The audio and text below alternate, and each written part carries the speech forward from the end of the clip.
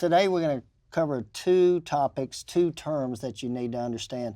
Unity of command and span of control. And have any of you ever worked a job where you got a paycheck? Yeah. Okay. Yes. Any of you have more than one supervisor? Yes. Mm-hmm. Yes. Have any of you ever had one supervisor tell you to do one thing and another one tell you to do something else? Yes. What'd you do? That was easier.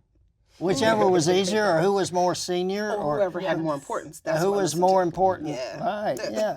Well, that's what unity of command is. You want one person to tell you what to do. When you have a chain of command, if you have two, it really messes it up. You know, if you're in the military and the sergeant's telling you one thing to do and the corporal's telling you something else to do, of course you'll probably do what the sergeant says, right? But if you have two people telling you and they're pretty equal, it messes you up. So chain of command, unity of command is one person to do a job, and some of the organizational structures violate that. Okay, so now span of control is how many people can you directly supervise.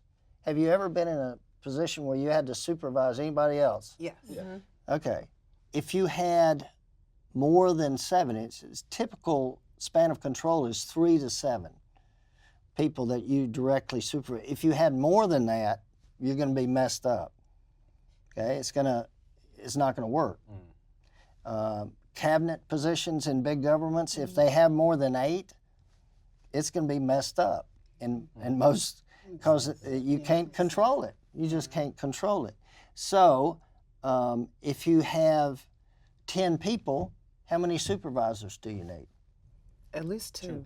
At least 2, Yeah. right? Yeah, so you need to plan for that. And that's any project that you're doing for span of control, you need to think of that. When they were building the pyramids, I mean, they weren't really slaves, but they were divided into groups of 2,000. They were divided into groups of 100, and those were divided into groups of 20, and they had one supervisor over 20. Now, it wasn't real skilled labor, but even they had a divisional breakdown. Right. So the general in the military, well, he's got 14,000 people in his battalion or whatever, and he's controlling them, but he's not controlling each individual one.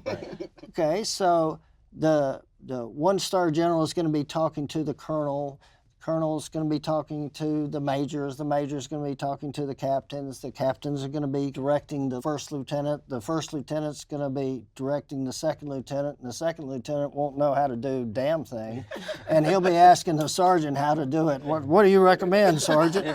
But that's generally how you do it. So you direct somebody to do something, and when you tell somebody to do something, you ask them to repeat it back to you. That's what the military does. And it's a good idea. So when I tell somebody, have you ever played Telephone or football? No. But let's say you played a sport, like you're planning soccer moves or football or basketball, and you say, okay, we're going to do this and this, and you're sitting there nodding.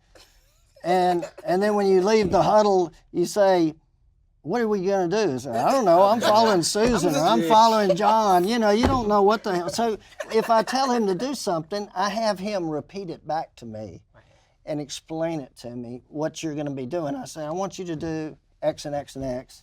And you go, okay. And if you say okay, that doesn't mean you got it. Right. It just means you were present during this. You know, so you have them repeat it back to you. So that's unity of command and span of control, and how to keep the number of people limited and make sure you have enough supervisors for all your workers.